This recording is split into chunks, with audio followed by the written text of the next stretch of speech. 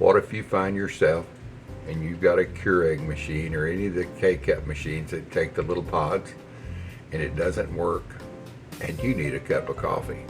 You've got guests over. What do you do? Well, a couple of different things. I use a percolator because I'm retired and I ain't no hurry to get my coffee done in the morning.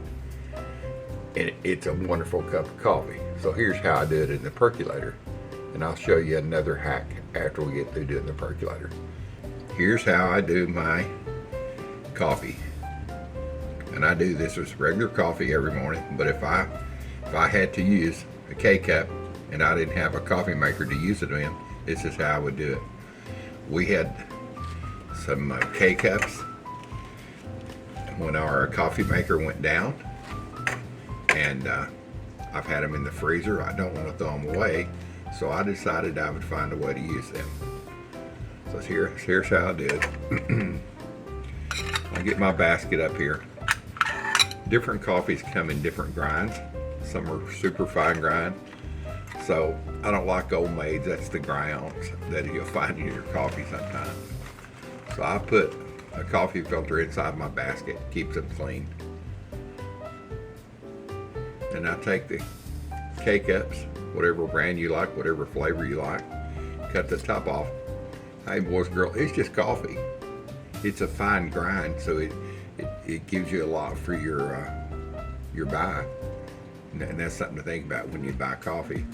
The coarse of the ground sometimes, they're not as strong. I like strong coffee, so I like the fine grind. So anyway, just cut the tops off.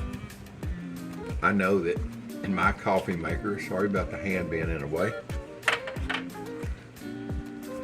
that it makes 3 cups. And of course, these pods are good for 1 cup.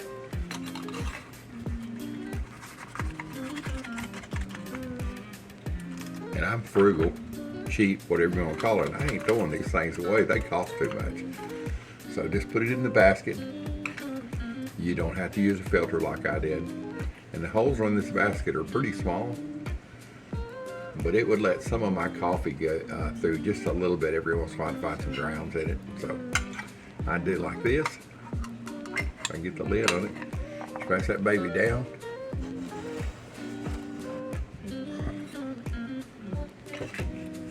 I got, for 3 cups of coffee, I got the amount of water, which is right here. Put your basket in. Ready to rock and roll. All right, I take my percolator full of water, which is about to right here, 3 cups. On the burner it goes. Turn it on to high.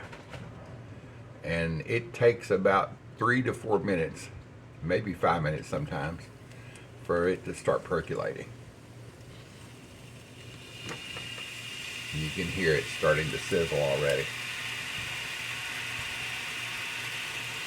Let me show you another way to use this coffee up. If you've got a 1 pod and you just want 1 cup, you can take this same pod.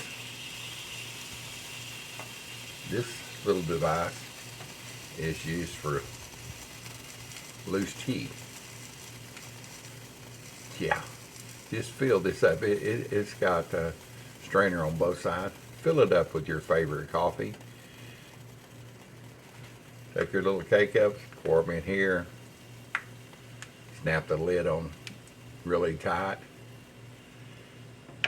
Microwave you a cup of coffee until it's almost boiling.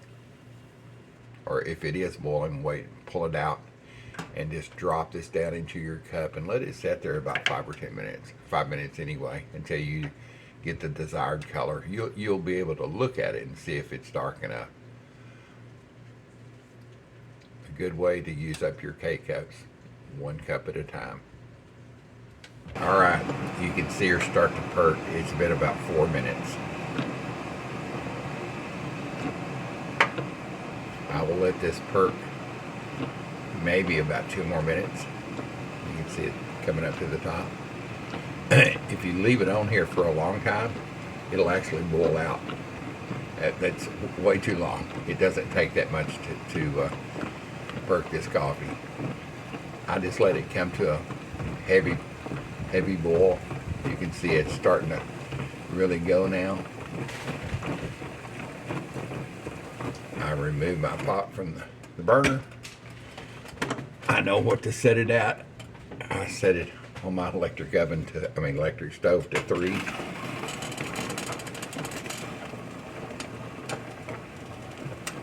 Ease it back on, slide it across so it gets full blast here.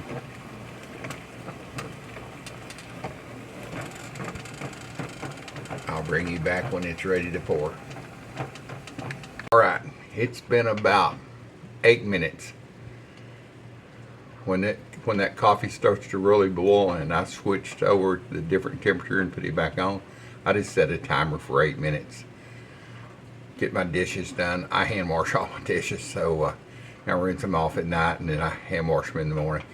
I've got really bad arthritis in my hands. The warm water helps that, so it's twofold. I like my dishes cleaned, and it helps my old hands get working in the morning. So let's get back to this coffee.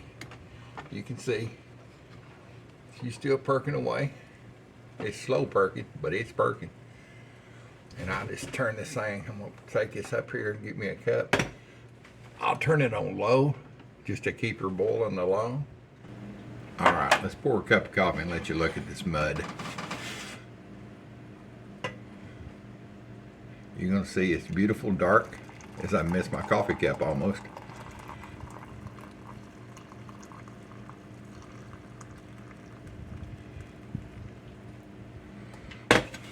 Manufacturers have made coffee brewing way too complicated, to be honest with you. You can see the dark rich color. I know it's going to be good. I drink this all the time, and I tried these pods the other day and I thought, I got to show everybody about this. I mean, you can make coffee anyway. You could take coffee grounds and put them in water and boil them over a campfire. That's what we did for years. When I worked as a hunting guide, there was no coffee filters. We didn't even have a percolator. We made campfire coffee.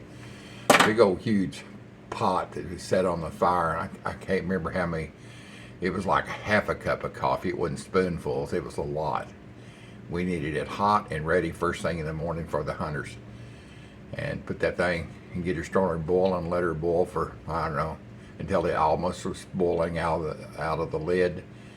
Kind of set it on the side of the fire and let it sit there for 5 or 10 minutes. Take the lid off. Just dribble just a little bit of cold water in the top. I mean, just a quarter cup. Not enough to take the temperature down. Got to realize this is like a gallon container of hot coffee. And when you do that, the grounds that were in there, they'll drop to the bottom. And you can pour. Every once in a while you might get one, but no old maids, as my dad called them. That's what I call them, old maids, when they get a coffee ground in my coffee. So anyway, let's test this coffee and see what she's like here. I can tell you one thing, it's hot. Even this cup, it's hot. I usually just set it to the side and drink it in a little bit after it's cooled down, but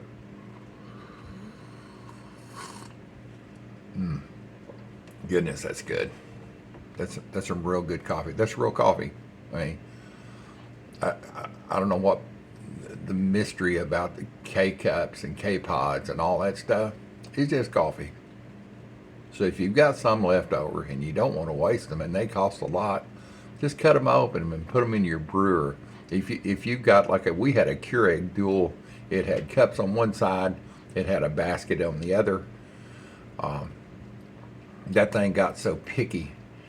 I mean, you'd put it in and say water was low, and we knew it wasn't low. It had a reservoir on the back, and then it would do 1 cup, and then it would stop, and you'd have to brew it again. I was sick of it. Life is complicated enough without having to deal with complicated coffee. Make your coffee, drink your coffee, and enjoy. Old dude out of here.